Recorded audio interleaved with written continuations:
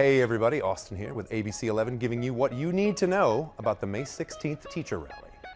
As you may know, teachers from all over North Carolina are rallying at the state legislature in downtown Raleigh on May 16th. And we are here to give you the who, what, where, when, and why this is all going down. Let's start a little out of order and give you the what.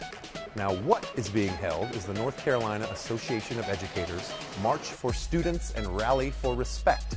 It's a mouthful, I know. Educators and supporters from all over North Carolina will be there to convey what they say is their ultimate goal of, quote, electing more pro-public education leaders in North Carolina to return our state back to a beacon for public schools, end quote. So where and when is all this happening? At 10 a.m., the March for Students will begin at NCAE headquarters on South Salisbury Street. Marchers will then make their way to East Lenoir and then take Fayetteville Street all the way to the state legislature building. Participants will then assemble on the third floor of the legislature to be present when the General Assembly convenes right at noon. At 3 p.m., folks will gather at Bicentennial Plaza to start the Rally for Respect, which is planned to go until 4:30. And now for the who. Well, the who are educators from 40 school systems across the state that will descend on the capital city for the march and rally. Organizers are expecting over 15,000 people to be in attendance, making it one of the bigger events for downtown Raleigh in recent history. And last, but certainly not least, is the why. Well, the NCAE is holding this rally and march to convey their specific expectations of North Carolina's legislature. Some of those being a multi-year professional compensation and benefits plan for all educators that tackles one of their biggest issues, which is teacher pay.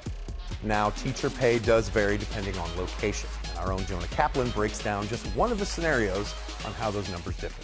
Teacher pay in North Carolina, it's not a one-size-fits-all policy. And actually, if you're a teacher in Wake County, you're the ones on the higher end of the scale. Take a look here because we spelled it out. So almost 2/3 of teachers in Wake County are actually making more than $50,000 a year. Now, included in that, you have 31% of teachers are actually making more than $60,000 a year. But here's why this may be misleading. Because, yes, the state has a base pay. Check out the math we did here. So you have a state base pay, all determined by degree, experience, certification, and then a county or a district will then offer its own supplement. So here's what you get. So you have that Wake County. Here we'll take a teacher, has a bachelor's degree, 10 years of experience, and non-certified. Well, Wake County, that's a pretty nice supplement. So now you're making $47,000 a year in annual salary. But Durham Public Schools, you see it's less. And then Cumberland County Schools, even less than that.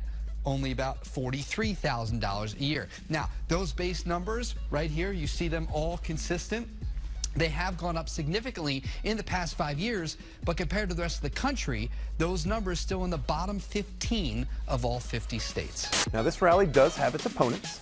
And our own Elena Athens spoke to one representative who disagrees on how the NCAE is going about their planned rally. You have issue with how these teachers are going about it. That's correct. Number one, respect our laws. Number two, respect the children that you're supposed to have in your care. Number three, respect the parents who have to scramble around now and find alternatives for this. Regardless of your stance on the issue, this is something that affects many of us, from the teacher to the student to the parent to the taxpayer. Now, if you want more information about this event, look no further than ABC 11. Make sure to follow us on all platforms. We'll be covering every aspect of the rally on air and online, abc11.com.